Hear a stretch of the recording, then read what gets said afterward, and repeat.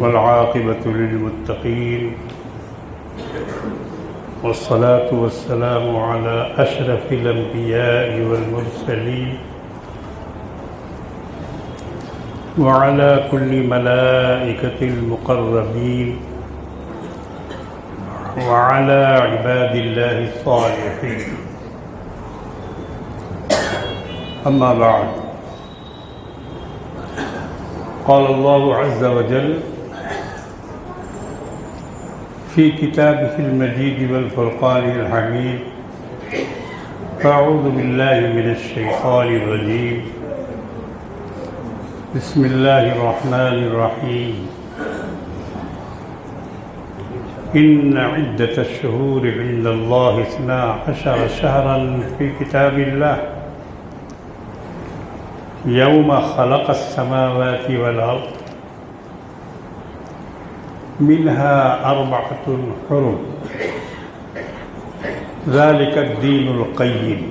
सदक़ल्लाहुल अज़ीम। ये आयत करीमा कुरान मजीद के 10वें सिपारे में सूरह तौबा की 5वीं रुकू में अल्लाह तबारक व तआला ने महीनों के बारे में इरशाद फरमाया। यानी इस आयत का ताल्लुक जनतरी से है। फरमाया कि इन्ना इद्दतश शुहूर, महीनों की गिनती, इंदल्लाह, अल्लाह के नज़दीक, इस्ना अशर शहरन, 12 महीने हैं, फ़ी किताबिल्लाह, जो अल्लाह की किताब में लिखे हुए हैं। ये आयत मुबारक इसलिए नाज़िल की गई कि मुशरिकीन मक्का महीनों में अदल बदल कर लेते थे अपनी तबीयत से। कभी 13 महीनों का साल होता था और कभी 11 महीनों का साल होता था। वो अपनी मर्जी चलाते थे उस पर भी। अल्लाह ने उसको रोका, फरमाया कि नहीं, 12 महीने उस वक्त से हैं जबकि हमने यौम खलक़स समावाति वल अर्द, जब ज़मीन और आसमान को पैदा किया था, उसी वक्त से महीने मुकर्रर हो गए थे। ये बड़ी अजीब बात है, साइंस वालों के समझने की बात है।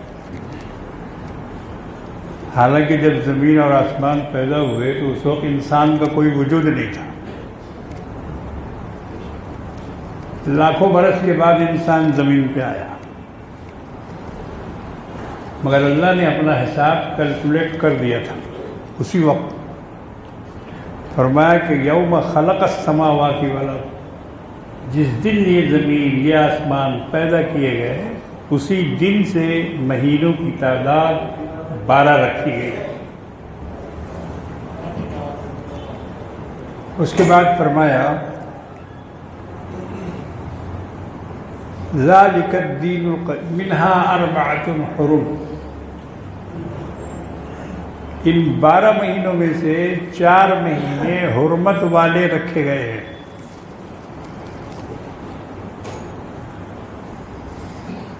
चार महीने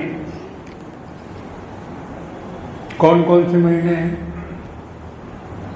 इसको मालूम कीजिए। एक मुसलमान को ये बातें मालूम होनी चाहिए, बच्चों को ये बात मालूम होनी चाहिए कि हमारे यहाँ महीनों की तादाद कितनी है, उनके नाम क्या क्या हैं, और उसमें से इज़्ज़त और एहतराम वाले कौन कौन से महीने हैं। ये कुरान बता रहा है, ये किसी मौलवी की बात नहीं है। कुरान कह रहा है कि मिन्हा अर्बअतुन हुरुम, उन 12 महीनों में से जो गिनती अल्लाह के नज़दीक 12 महीनों की है, उनमें से 4 कौन कौन से महीने हैं? रजब, ज़िक़ादा, ज़िलहिज, मुहर्रम, इसको याद कर लीजिए। रजब, ज़िक़ादा, ज़िलहिज्जा, मुहर्रम, इन्हीं महीनों के बारे में अल्लाह ने फरमाया मिनहा अरबाअतुन हुरुम, 12 महीनों में से ये 4 महीने बहुत इज्जत और एहतराम और अदब वाले हैं। इन महीनों में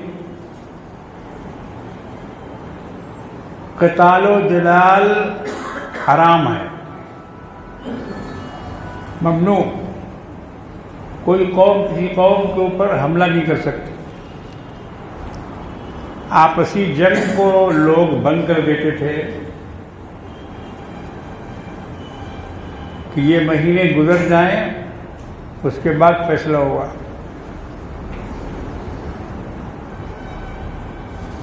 इसके एहतराम में इन महीनों में जंग नहीं की जाती थी। ये मोहतरम महीने हैं। और अभी हाल क्या है, जंग का सारा सामान लेके लोग बाहर निकलते हैं। लोहा, गड़ासा, तलवार, तीर, वो तमाम सामान जिनसे जंग होती है उसकी नुमाइश करते हैं। उसको उछालना, कूदना, उसको लेकर सड़कों पर गश्त करना। हालांकि कुरान के रूह से हराम है। कुरान भी कहता है मुहर्रम का महीना हुर्मत वाला है, तो न जंग होगी और न जंग का सामान निकाला जाएगा, न उसकी नुमाइश होगी। ये भी उसी में शामिल है। मगर यहाँ तो उल्टी गंगा बह रही है। लोगों ने अपने मतलब का दीन बना लिया। जिसकी जो समझ में आया उसको शरीयत करार दे दिया। मोहब्बत के नाम पर, हुसैन के नाम पर, करबला के नाम पर, अहले बैत के नाम पर जो जी में आया मुकर्रर कर दिया उन्होंने। आज देखिए दुनिया में जितनी बिदआत हो रही है वो सब अहले बैत के नाम पर हो रही। और इसमें एक फिरका सबसे आगे है और वो है शिया। इनको हुकूमत मिल गई है 2 मुल्कों में, ईरान और इराक। और उन हुकूमतों से इन्होंने बहुत फायदा उठाया। हालांकि मिस्र पे भी इन्होंने कब्जा किया था, मगर मिस्र से इनको मार भगाया गया। कुछ दिन तक इनकी हुकूमत, फातिमीन की हुकूमत मिस्र में थी। तो इन लोगों ने बिदआत की बुनियाद रखी जगह जगह। आज अगर आप करबला जाएंगे तो मालूम होगा कि खुदा नाम की कोई चीज़ है ही नहीं दुनिया में। जो कुछ है हुसैन है, जो कुछ है अहले बैत है। बड़ी बड़ी इमारतें गुंबद और मीनार के साथ उन्होंने तामीर किया है। एक एक इमाम का मज़ार सैकड़ों बीघा पर है और तमाम मार्बल लगे हुए हैं, टाइल्स बिछे हुए हैं। हजारों हजार की भीड़ है, औरत के अलग, मर्द के अलग। और इन मज़ारात में जो होता है वो आपको मालूम है, गाना भी बजता है। मैं इमाम अली रज़ा के मज़ार पर गया मशहद में। मशहद एक शहर है, तेहरान से 3 घंटे का रास्ता हवाई जहाज़ का। तो जो लोग हम लोगों को ईरान ले गए थे उन लोगों ने मशहद का भी प्रोग्राम बनाया। तो हम लोग प्लेन से मशहद गए। मशहद में हजरत इमाम अली रज़ा का मज़ार है और ठंड भी वहाँ बहुत ज़्यादा थी। देखा पहाड़ पर बर्फ जमी हुई है और -4 डिग्री सर्दी थी वहाँ। जहाज से उतर के तो हम कांपने लग गए। बहरहाल बताना ये है कि इतना बड़ा मज़ार है और इतनी कसरत से लोग वहाँ पहुँचते हैं, उसका नाम उन्होंने हरम रखा है। एक तो मदीना का हरम आप सुनते हैं, हरम मदीना, एक मक्के का मस्जिदुल हराम, वो हरम आप सुनते हैं, मगर ये तीसरा हरम देखिए जो मशहद में है। जितनी बसें वहाँ आती हैं टाउन से, उन बसों पे लिखा हुआ है हरम मुक़द्दस, यानी वो बस हरम जा रही, हरम मुक़द्दस जा रही। हमसे हमारे साथी ने पूछा कि आप रात कहाँ गुजारेंगे, होटल में रहेंगे या हरम में रहेंगे? हमने उनको टोक दिया, हमने कहा हरम? कौन हरम? तो यही जो बगल में है, होटल बगल ही में था जहाँ हम लोगों को ठहराया गया था। हमने कहा नहीं, हरम तो कोई रहने की जगह है नहीं, और ये हरम है ही नहीं, कैसे इसको हरम कहते हैं आप लोग? तो बहरहाल उस वक्त तो बहस का मौका नहीं था, मगर हमने उस पर एतराज़ किया कि ये तीसरा हरम कहाँ से बनाया आप लोगों ने?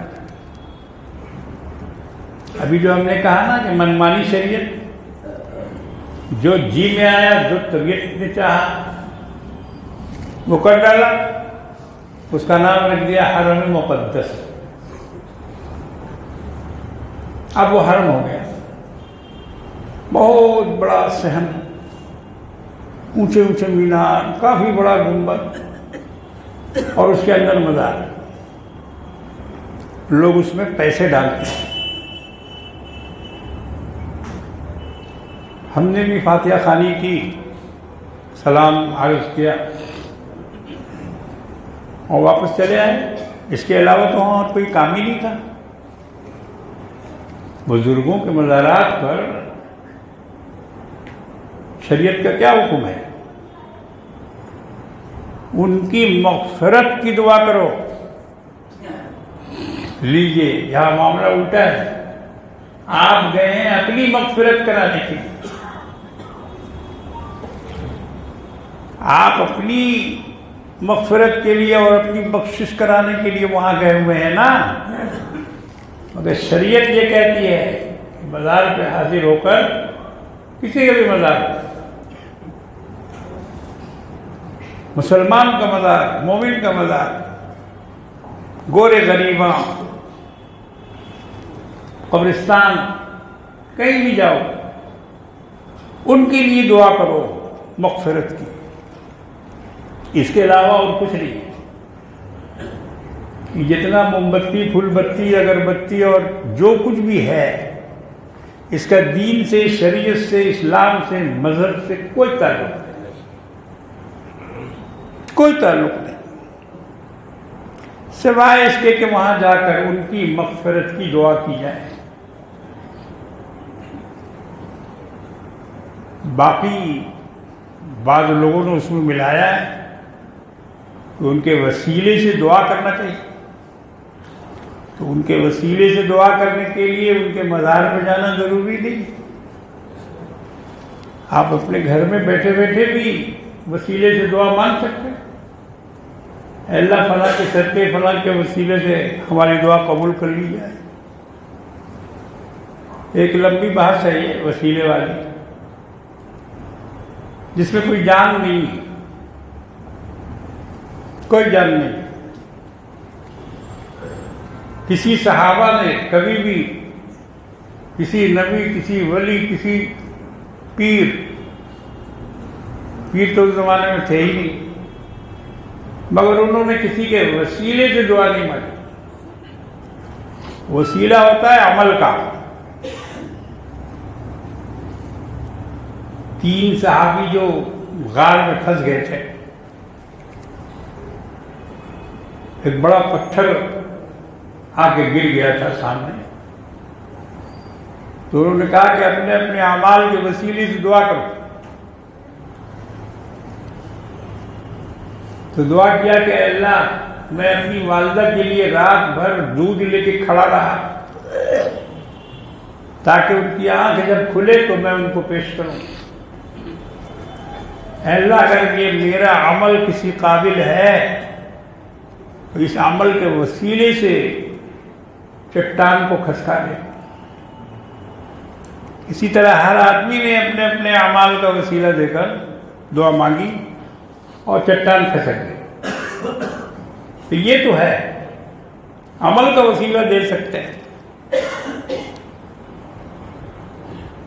तो बहरहाल मैं आज ये कर रहा था कि वहां मशहद में एक बहुत बड़ा हरम तामीर किया गया। हरम मदीना के जवाब में हरम मक्का के जवाब, और वहां वही इज्जत, वही एहतराम, वही सब कुछ किया जाता है जो मदीना तैयबा में किया जाता है, हरम शरीफ में किया जाता है। तो ये एक फिरका है जिसने इस्लाम के जवाब में एक अलग इस्लाम बनाया। उस पर ज्यादा बोलने का मौका नहीं है, मगर इसको समझने की जरूरत है। इस्लाम के जवाब में एक अलग इस्लाम तैयार किया, इसलिए उनकी हर चीज अलग है। रोजा अलग, नमाज अलग, कुरान अलग, कलमा अलग, अजान अलग, कब्रिस्तान अलग। कब्रिस्तान में अलग। हमारे कब्रिस्तान में वो अपने मुर्दों को दफन नहीं करते, और तमाम चीजों का तरीका भी अलग। नमाज पढ़ने का तरीका अलग, नमाज के औकात अलग। बहरहाल उन्होंने अपने लिए एक अलग दीन चुना, लेकिन हम मुसलमानों को, अहले सुन्नत वल जमात को इससे बचना चाहिए और किसी की नकल न उतारें। आप सैयदना इमाम हुसैन रज़ी अल्लाह ताला अन्हु की शहादत का गम सुन्नियों को कम नहीं है, किसी से कम नहीं है। शब्बीर का गम करते हैं और कम नहीं करते। शायर कहता है शब्बीर का गम करते हैं और कम नहीं करते, लेकिन जो बनावट का है वो गम नहीं करते। हमको किसी को दिखाना नहीं है, किसी को दिखा के गम करना नहीं है। गम हमें होता है गम। एक बहुत बड़ा हादसा हुआ करबला के मैदान में, अहले बैत रसूल को शहीद किया गया। यह मामूली वाकया नहीं, मगर हम उसको अपना मजहब नहीं बना सकते, क्योंकि उससे भी पहले बड़ी बड़ी शहादतें हो चुकी हैं। और कुरान ने जिसके बारे में कहा है कि वो शहादतें अफजल हैं जो फतह मक्का से पहले हुई। अल्लाह के रास्ते में खर्च करना, अल्लाह के रास्ते में जिहाद करना, अल्लाह के रास्ते में जान देना, अल्लाह ने फरमाया कि उन लोगों का बड़ा मकाम है जिन्होंने फतह मक्का से कबल ये सारा काम किया, शहीद हुए, जाने दी, माल खर्च किया।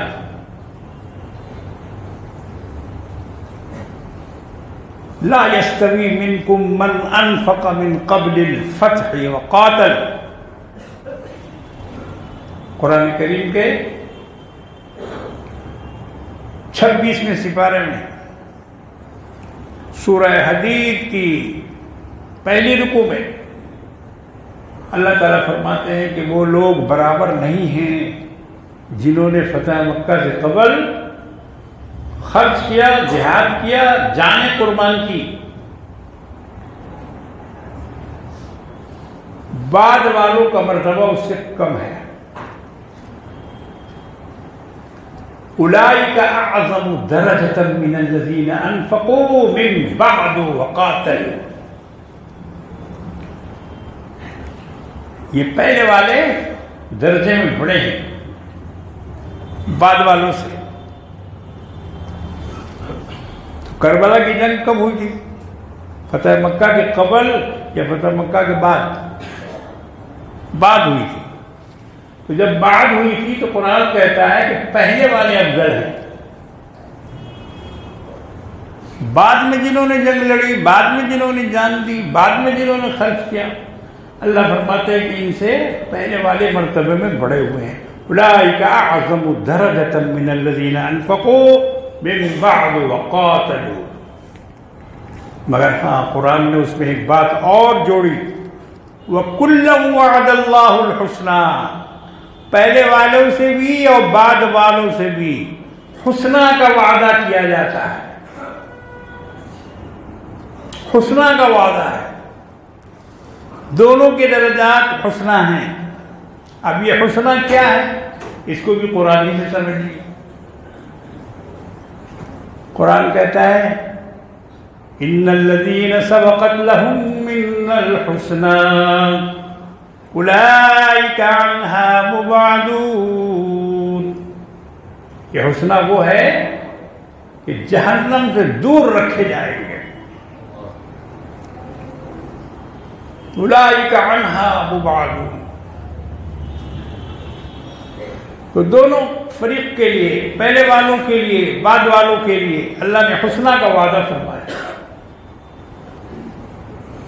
अब हमें देखना यह है कि हर साल मुहर्रम आता है,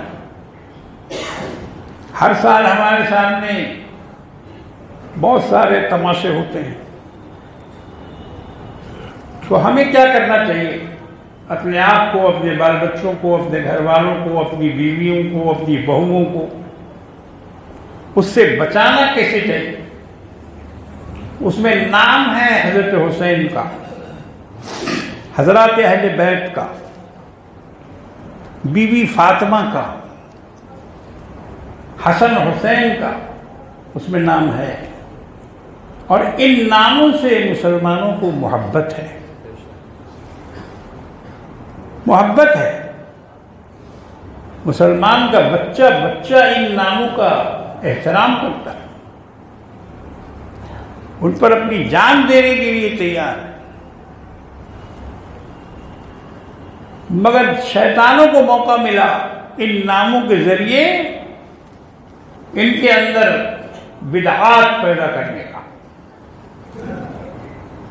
उन्होंने मौका देखा कि ये सब हुसैन के मानने वाले हैं और ये सब हुसैन से मोहब्बत करने वाले हैं। बस मौका मुनासिब देखकर उन्होंने इनके हाथ में लाठी पकड़ा ली, लाठी पकड़ा, ताजिया का रिवाज डाल दिया।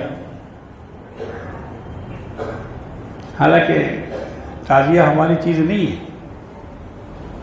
ताजिया वो लोग बनाते हैं जिनके यहाँ ताजिया रखा रहता है, वो निकालते नहीं अपने ताजिया को। उनका ताजिया बाहर नहीं निकलता है, वो इमामबाड़े में रखा रहता है, उसकी नुमाइश वो नहीं करते। मगर सुन्नियों को जो पकड़ा दिया ताजिया, इन्होंने तो इसमें गजब ढा दिया। 4 मंजिला ताजिया, 5 मंजिला ताजिया, इतने बड़े बड़े ताजिए निकालने लग गए लोग। पाकिस्तान वालों ने तो और भी गजब ढा दिया। उनके उलमा खामोश रहते हैं और कुछ बोलते नहीं। ये सब पकड़े जाएंगे खुदा के यहाँ। तुम्हारी बात मानी जाए या न मानी जाए, मगर तुम तो अपनी बात बोल दो। जो शरीयत है उसको सामने रख दो, माने ना माने ये उसका काम है। हमारा काम हाथ पकड़ के मनवाना नहीं है। अल्लाह ने रसूल को भी कुरान में यही फरमाया,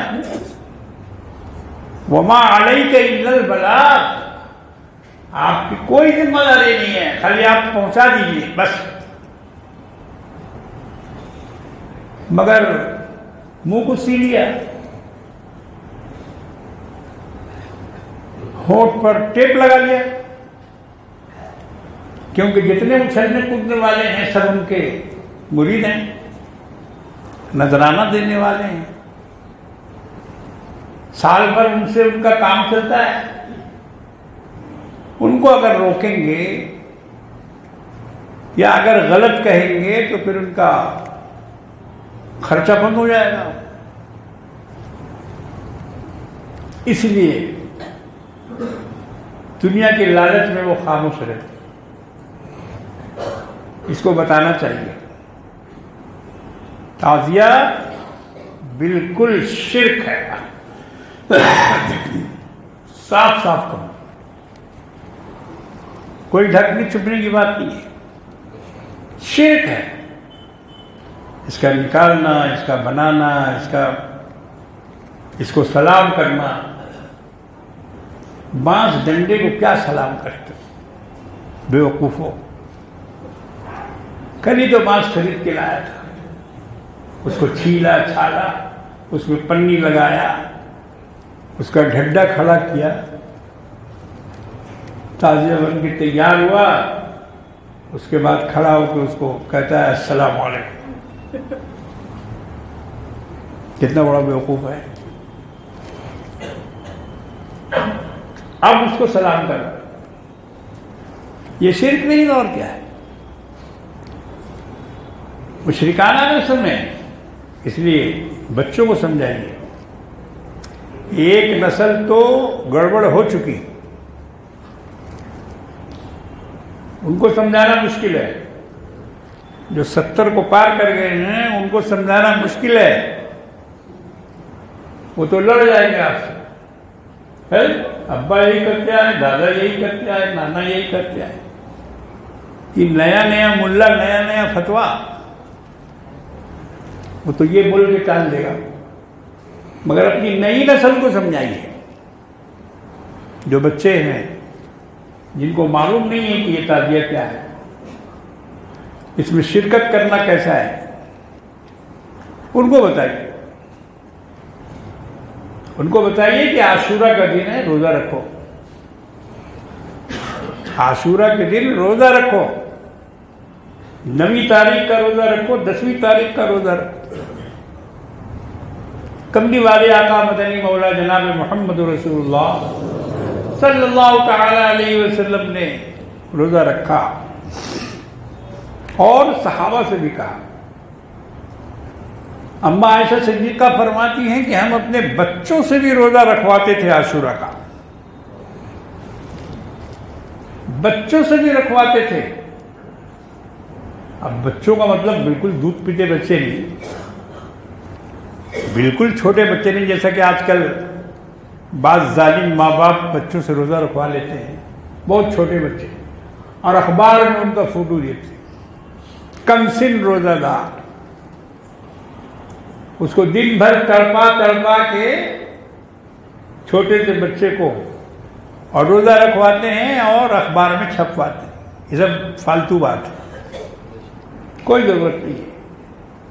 हाँ, बर्दाश्त के काबिल हो, 10 साल का हो जाए, 12 साल का हो जाए, उससे रोज़ा रखवाओ।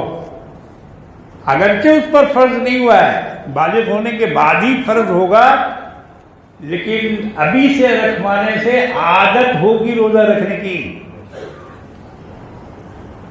अल्लाह के रसूल ने फरमाया कि बच्चा जब 7 साल का हो जाए तो उसको नमाज के लिए कहो।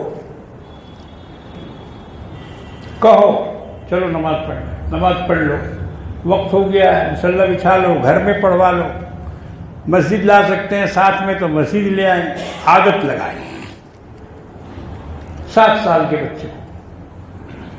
और अगर 10 साल का हो जाए और नमाज न पढ़े तो अल्लाह के रसूल फरमाते हैं कि उसको मारो। देखो रहमतुल लिल आलमीन क्या हुक्म दे रहे हैं, मारने का हुक्म दे रहे हैं। मगर मारो तो तरीके से मारो, ऐसा नहीं कि नाक गला कान फाड़ डालो। बात बड़े बेरहम बाप होते हैं। एक जगह मैं खड़ा था, एक बाप अपने बच्चे के साथ आया, मेरा ख्याल है कि 5-6 साल का होगा। अब हम लोग खड़े होकर बातें कर रहे थे, वो आदमी भी था। बच्चे ने जरा हल्की फुल्की शरारत की तो बाप ने इतनी जोर से उसको तमाचा मारा कि मेरा तो दिल दहल गया। अरे ये क्या किया? छोटा बच्चा, मासूम बच्चा, और पता नहीं उससे क्या गलती हुई, हमारी समझ में भी नहीं आया। मगर तमाचा जोर से उसके गाल पर, अव्वल तो मुंह पे मारना गुनाह है। आप बीवी को भी मुंह पे नहीं मार सकते, थप्पड़ लगाना गुनाह है। अल्लाह के रसूल ने फरमाया कि जब तक उसके दोनों हाथ जहन्नम में जला नहीं लिए जाएंगे उस वक्त तक वो जन्नत में नहीं जाएगा। चेहरे पे थप्पड़ मारने वाला, चाहे उस्ताद हो, चाहे मौलवी साहब हो, चाहे मौलवी साहब का बाप हो, किसी भी शागिर्द को, किसी भी बच्चे को थप्पड़ों से नहीं मार सकते। तो बाद जालिम बेरहम इस तरह के होते हैं, चेहरे पे मार देते हैं, बेकसूर मार देते हैं। याद रखो जितना कसूर हो उतना मारने का हुक्म है। अगर उससे ज्यादा मारोगे तो उसकी भरपाई करनी पड़ेगी, उसका जवाब देना पड़ेगा, चाहे बच्चा हो, बीवी हो, कोई भी हो। कसूर के हिसाब से सजा। अगर कसूर थोड़ा है थोड़ी सजा होगी, कसूर ज्यादा है तो ज्यादा सजा होगी। मगर आजकल क्या करते हैं लोग, अगर किसी से जरा सा भी गलती हुई है तो उसको पकड़ के धुन देते हैं। जरा सा ठेस लग गई है तो ताबड़तोड़ दे थप्पड़, ले लपड़, ले झप्पड़। ये जुल्म है। तुम मुसलमान हो, इस्लाम को सीखो, शरीयत को सीखो। ये सब वो अमल है जिसका जवाब देना पड़ेगा, जिसका हिसाब देना पड़ेगा, जिसका मुआवजा देना पड़ेगा, तावान देना पड़ेगा। अगर कम कसूर में ज्यादा मारा है तो उसका बदला तुमसे लिया जाएगा। तो बहरहाल मैं अर्ज ये कर रहा था कि बच्चों को समझाइए, रोजा के बारे में बतलाइए कि आशूरा के दिन रोजा रखो। अम्मा ऐसा फरमाती हैं कि हम अपने बच्चों से रोजा रखवाते थे। तो इस दिन की इतनी कदर है, इतनी इज्जत है, इतनी अजमत है। अल्लाह ताला ने बहुत बड़े बड़े काम किए हैं आशूरा के दिन, और उसमें एक फहरिस्त है लंबी कि 10 बड़े बड़े काम हुए, इसीलिए इसको आशूरा कहा जाता है। आशूरा का मतलब आशरा, 10।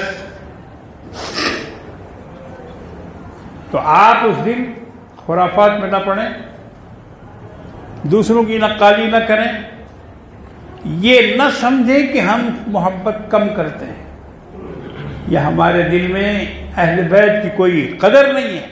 ऐसा नहीं है। हम अहले बैत की मोहब्बत सबसे ज्यादा रखते हैं, उनसे ज्यादा रखते हैं।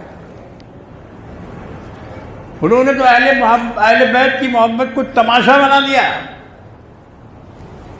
त्योहार बना दिया। और उनकी जो मोहब्बत असल होनी चाहिए थी, उनके दीन पे चलना, उनके मुताबिक अमल करना। मगर आप देखिए कि जितने मोहब्बत वाले हैं, कोई एक वक्त की नमाज पढ़ता है, सुबह से शाम हो जाती है लाठी घुमाते घुमाते, ज़ोहर पढ़ा, असर पढ़ा, मगरिब पढ़ा, किसी ने भी एक वक्त की नमाज पढ़ी? ये कैसी मोहब्बत है हुसैन से? अरे हुसैन ने तो अपनी जान दी थी इसलिए कि ताकि दीन बचे, दीन को बचाया जाए, दीन को फरोग दिया जाए। मगर उन्हीं के नाम पर दीन को फना किया जा रहा है, नमाज़ें कदर की जा रही है। जो रोज़ा मसनून है रखने का, सरकार दो आलम ने रखा, सहाबा से रखवाया, हुक्म दिया कि आशूरा का रोज़ा रखा करो, 9वीं और 10वीं का एक और रोज़ा मिला लो 9वीं का। अगर मैं बाहयात रहा तो आइंदा मैं 9 का भी रोज़ा रखूँगा। मगर उसके बाद हुजूर जिंदा नहीं रहे तो मुसलमानों को चाहिए कि हुजूर का ये वादा को पूरा करें। आपने जो फरमाया था कि मैं जिंदा रहा तो मैं भी रखूँगा 9 का, तो 9वीं और 10वीं इन दोनों तारीखों में आप रोज़ा रखें। बहुत बड़ा सवाब है, साल भर के अगले और पिछले गुनाह माफ हो जाते हैं। कितनी बड़ी नेकी है ये। मगर तमाशा की वजह से लोग इस नेकी को छोड़ देते हैं। बहरहाल जो बचना चाहते हैं उनको चाहिए कि वो बचें। और मुहर्रम की खुराफात इतनी है कि हम दिन भर बैठ के बोलेंगे तो आप सुन नहीं पाएंगे। नौहा है, मरसिया है, मातम है, और ये सारे धूल धड़के हैं, ये सब शैतान की तरफ से है। दीन से, इस्लाम से, मजहब से, शरीयत से इसका कोई ताल्लुक कहीं से भी नहीं है। न सहाबा ने मातम किया, न करबला वालों ने मातम किया, न किसी ने बाल नोचे, न किसी ने सीना पे हाथ मारा, न किसी ने थप्पड़ लगाया, कुछ नहीं। आप तारीख की किताबों को पढ़िए, वहां सब्र ही सब्र है। इमाम हुसैन ने हर शहीद के मौके पर लोगों को सब्र की तलकीन की। सब्र करो, और जितनी तलकीन की आज मुसलमान उतनी ही बेसब्री का मुजाहरा कर रहे हैं। हमारे यहाँ हिंदुस्तान में तो बहुत कम होता है, मगर ईरान वगैरह में हम देखते हैं कि बड़ी बड़ी तलवारों से अपने जिस्म का गोश्त काट लेते हैं। मातम, यह है मातम, अपने जिस्म का गोश्त काट लेते हैं। और खून तो मत पूछिए कितना बहता है वहां। इससे फायदा, शैतान ने उनको चकमा दे दिया, गलत रास्ते में डाल दिया। इससे कोई फायदा नहीं है, न तुमको है और न जिनके लिए कर रहे हो उनको है।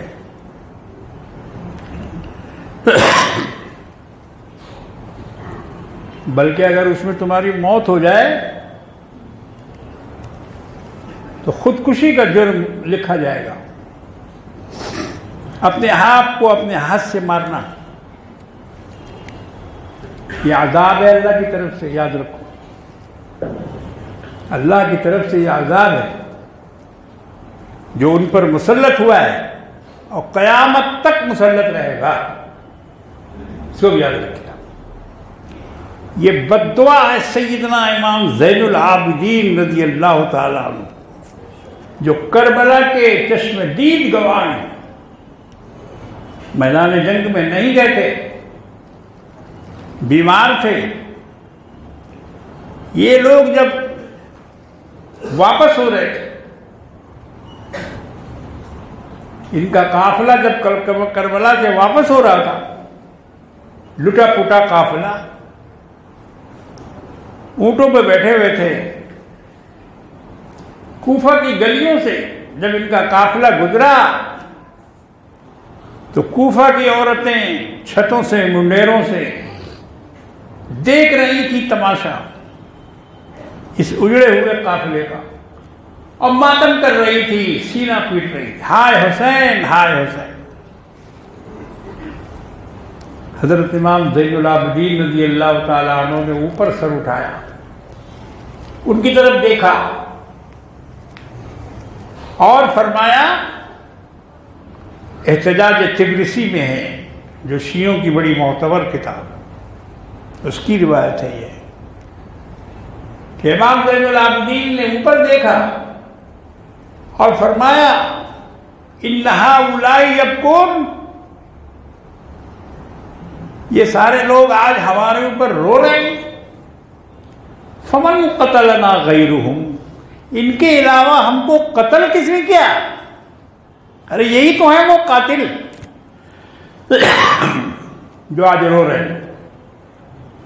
यही कूफा वालों ने बुलाया था, यजीद ने नहीं बुलाया था, इमाम हुसैन ने, अमर बिन साद ने नहीं बुलाया था, कूफियों ने बुलाया था। उन्होंने अपना मेहमान बनाया था और उन्होंने छोड़ दिया, उनको भाग गए छोड़कर।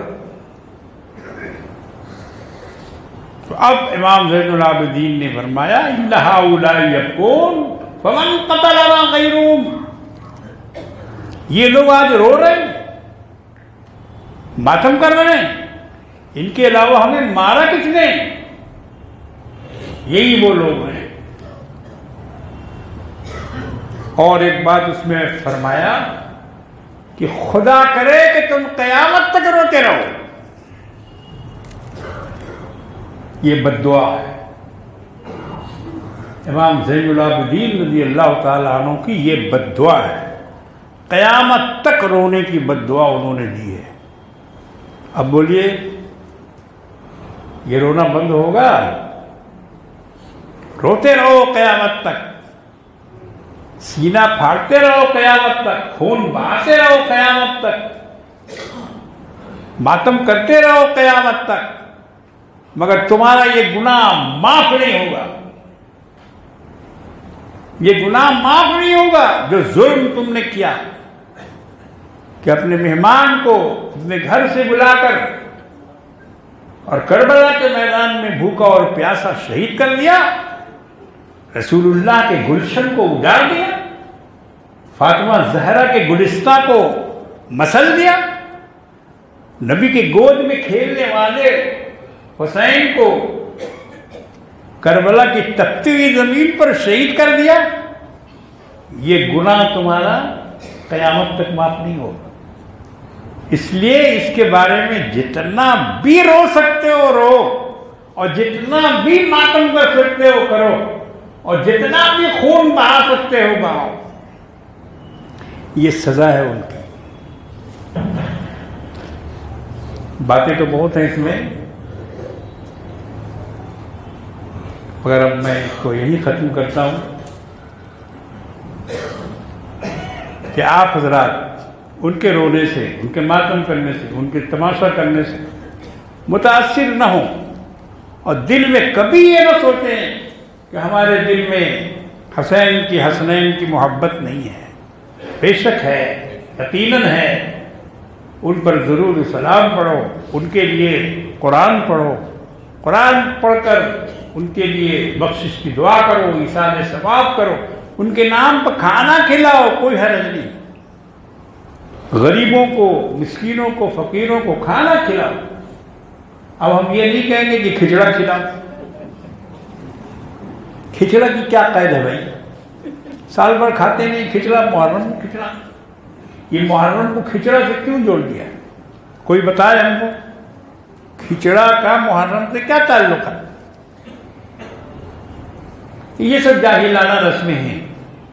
अल्लाह ताला हमारी आपकी हिफाजत फरमाए और हर तरह से जो बिदआत और खुराफात हैं उनसे हम सब की, हमारे बाल बच्चों की हिफाजत फरमाए। वाखिर दावाना अल्हम्दुलिल्लाह।